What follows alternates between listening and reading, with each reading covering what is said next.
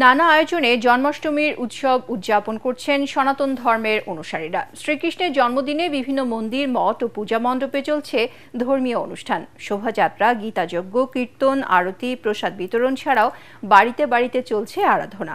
হিন্দু ধর্মাবলম্বীদের মতে অত্যাচারী ও দুর্জনের বিরুদ্ধে শান্তিপ্রিয় মানুষের অধিকার প্রতিষ্ঠার লক্ষ্যে কংসের কারাগারে জন্ম নেন শ্রীকৃষ্ণ। নানা কুসংস্কার ও অন্যায়ের বিরুদ্ধে ন্যায় আর সত্য প্রতিষ্ঠায় পৃথিবীতে আবির্ভাব হয় তার। বিস্তারিত খায়রুল ইসলামের রিপোর্টে। ভক্তের বিশ্বাস, শ্রীকৃষ্ণ শুধু দেবতা নয়, তিনি প্রেমের প্রতীক, ন্যায়ের যোদ্ধা এবং সত্যের আলো। শ্রীকৃষ্ণের জন্মদিনেই জন্মাষ্টমী উৎসব পালন করে সনাতন ধর্মের অনুসারীরা।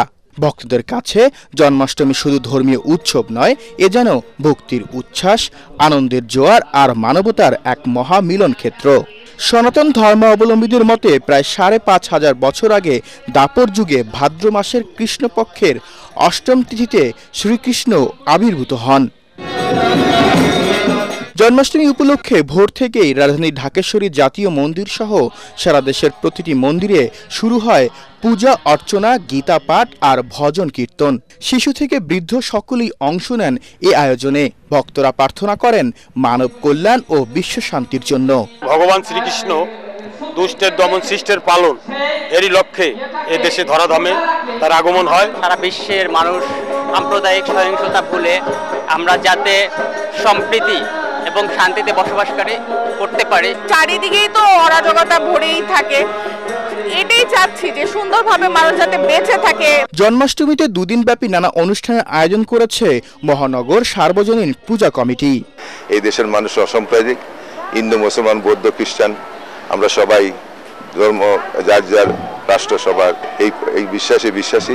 ঢাকেশ্বরী মন্দির সংলগ্ন পলাশীর মোড়ে জন্মাষ্টমীর শোভাযাত্রা উদ্বোধন করেন সেনা প্রধান জেনারেল ওয়াকারুজ্জামান সহ নৌ ও বিমান বাহিনীর প্রধান।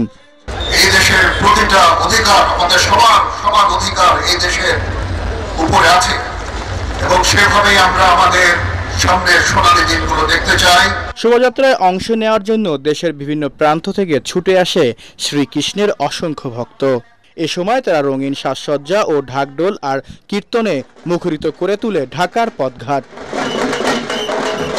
খায়রুল ইসলাম, এটিএন বাংলা, ঢাকা।